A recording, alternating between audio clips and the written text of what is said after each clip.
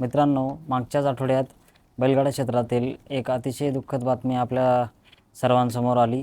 ती म्हणजे अतिशय फेमस असलेलं बैलगाडा क्षेत्राला ग्लॅमर मिळवून देणारं बैलगाडा क्षेत्रातील सेलिब्रिटी, बैलगाडा क्षेत्रात एक आगळंवेगळं स्थान मिळवणारे, सर्वांना लोकप्रिय असणारे असे पंढरीशेठ फडके यांचं 21 फेब्रुवारी 2024 रोजी हृदयविकाराच्या तीव्र झटक्याने त्यांचं दुःखद असं निधन झालं आहे।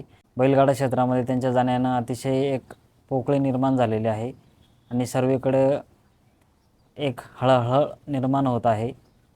पंढरीशेठ असं एक व्यक्तिमत्व होतं की त्यांना कोण ओळखत नव्हतं असं कोणीही नाही, कारण ते सोशल मीडियात इतके फेमस होते की एक सेलिब्रिटीलासुद्धा बघणार नाही लोक, इतकं त्यांना बघत होते, इतकं त्यांना फॉलो करत होते। एक त्यांचं आगळं वेगळं व्यक्तिमत्व होतं, ते कधीही मोठेपणा दाखवत नव्हता। ते अतिशय प्रेमाळू, एक सर्वांना असं जीव लावणारे असं व्यक्तिमत्व त्यांचं होतं। त्यांच्याबद्दल आपण आज थोडक्यात माहिती जाणून घेणार आहोत। पंढरीशेठ फडके यांना प्रेमाने लोक आप्पा म्हणत असत। ते रायगड जिल्ह्यातील पनवेल तालुका, त्यांच्या गावाचं नाव हे विहीगर आहे आणि त्यांना हा बैलगाडाचा नाद त्यांच्या वडिलांमुळे लागला।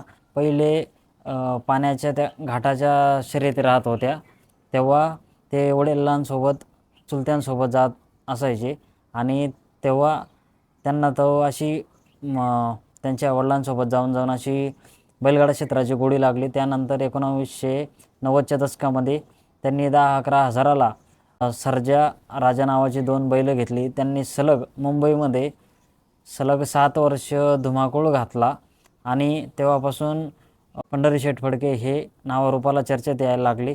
त्यानंतर बैलगाडा क्षेत्रावर बंदी आली। बंदी आल्यानंतर पंढरीशेठ फडके हे कोर्टात केस करण्यापासून तर त्या केसच्या सुनावणीचा पाठपुरावा किंवा त्याचा फॉलोअप घेण्यापर्यंत शेठ हे सगळ्यात अग्रगण्य होते।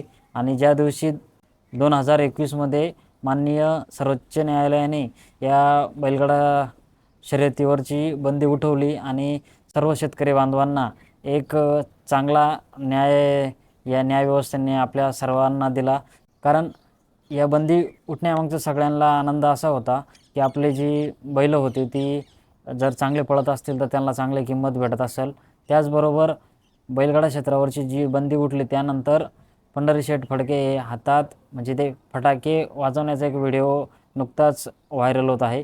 कारण सगळ्यात पहिले त्यांना जास्त आनंद झाला आणि बैलगाडा असोसिएशनचे अध्यक्षसुद्धा पंढरीशेठ फडके हे होते आणि त्यांचं एक आगळं वेगळं स्थान किंवा त्यांचं जे राहण्याची स्टाईल होती, गळ्यात त्यांच्या 5 किलो सोनं असायचं आणि जर एखाद्या ठिकाणी बैलगाडा शर्यत असेल आणि ते येणार असतील असं जर लोकांना समजलं, म्हणजे ते शर्यत बघायला कमी पण त्यांना बघायला जास्त लोक यायचे। कारण त्यांचा स्वभावच आणि त्यांची एंट्रीच अशी धमाकेदार असायची की लोक गाडीतून येतात पण ते गाडीच्या टपावर बसून पांढरा शर्ट, पांढरी पॅन्ट, पांढरी चप्पल, पांढरी टोपी, हातात सोन्याच्या अंगठ्या, गळ्यात पूर्ण सोनं अशी आणि टपावर बसून यायचे ते। आणि त्यांची म्हणजे डान्स करण्याची स्टाईल किंवा साईडला पिस्तूल असायची, ते सगळं असं म्हणजे बैलगाडा क्षेत्रात त्यांनी असं ग्लॅमर मिळवलेलं होतं आणि त्यांना खूप चाहतेही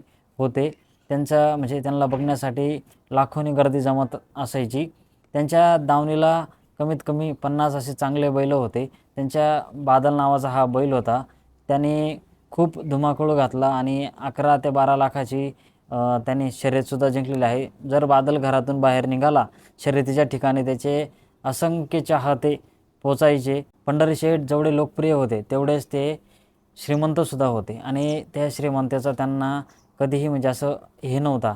तर त्यांच्या दावणीला जर त्यांना असा बैल चांगला दिसला गरिबाचा तर कोणीही म्हणजे त्यांच्या पहिले कोणीही जास्त किंमत देऊन कधीही खरेदी केलेला नव्हता। पंढरीशेठ यांनी पैशाचा, मी तर म्हणेल की पैशांचा त्यांनी योग्य वापर केला। त्या काळामध्ये जेव्हा लोकांना 5-50 हजार जास्त वाटत होते त्या काळामध्ये त्यांनी 4-4 लाखांना बैलं घेतली, गरिबांची बैलं घेतली, जे टॉपला पळणारी होती, त्यांना अशी आवड होती आणि गरिबांसाठी किंवा त्या बैलांसाठी त्यांनी खिसा मोकळा केला आपलावाला. आणि लोकांना असं वाटत होतं या बैलांमध्ये काय आहे किंवा या शेटला एवढा काय नाद आहे, तेवढा लोकांना माहितीसुद्धा नव्हतं बैलगाडा. तेव्हा त्यांच्या दावणीला 50 टॉपचे बैल होती, असं शेठचं व्यक्तिमत्व होतं. त्याचबरोबर आप्पांना त्यांच्या ताफ्यामध्ये प्रत्येक जी नवीन फोर व्हीलर येईल त्यांच्या ताफ्यामध्ये फोर व्हीलर टू व्हीलर असेल ते त्यांना घ्यायचा शौक होता.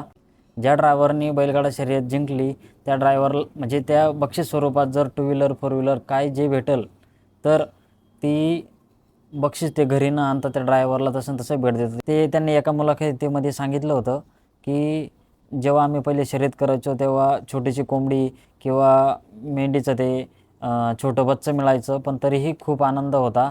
आणि आत्ताही ते खूप आनंद घेतो त्या जीवनाचा. आणि त्यांच्या या जीवनपटावर त्यांच्या अशा व्यक्तिमत्वावर एक पंढरीशेठ फडके यांच्यावर एक पंढरीशेठ फडके विहीगरवाला एक असं गाणं पण खूप फेमस आहे. त्यांच्या अशा जाण्यानं बैलगाडी क्षेत्रामध्ये खूप पोकळीक निर्माण झालेली आहे. बैलगाडा क्षेत्रात त्यांचं नाव हे कायम अजरामर राहील. जोपर्यंत शेतकऱ्यांजवळ बैल आहेत, जोपर्यंत शर्यत चालू आहेत, तोपर्यंत पंढरीशेठ फडके यांची कोणालाही कधीच आठवण पडणार नाही. कारण बैलगाडा क्षेत्राला जे प्रावीण्य, जे महत्त्व, जे गावागावात म्हणजे लोकांना माहिती, म्हणजे फक्त शेतकऱ्यांनाच हा नाद माहिती होता. जे सोशल मीडियावर एवढं हे झालं किंवा लोकांपर्यंत किंवा घराघरापर्यंत जो बैलगाड्याचा हा नाद पोचला किंवा जे बैल म्हणजे त्यांना कधी किंमत एवढी मिळत नव्हती, त्या बैलांकडे पाहण्याचा कधी कोणाचा एवढा खास हेतू नव्हता, गरिबाच्या घरची एवढी बैल हे होत नव्हती, त्या बैलांना चांगली किंमत मिळायला लागली आणि हा गावागावात खेळ चालू झाला. अशा या पंढरीशेठ फडक्यांना आपल्या आवाज शेतकऱ्यांच्या यूट्यूब चॅनलच्या मार्फत आपल्या या पूर्ण परिवारामार्फत शेठला भावपूर्ण श्रद्धांजली. एवढंच बोलतो आणि थांबतो.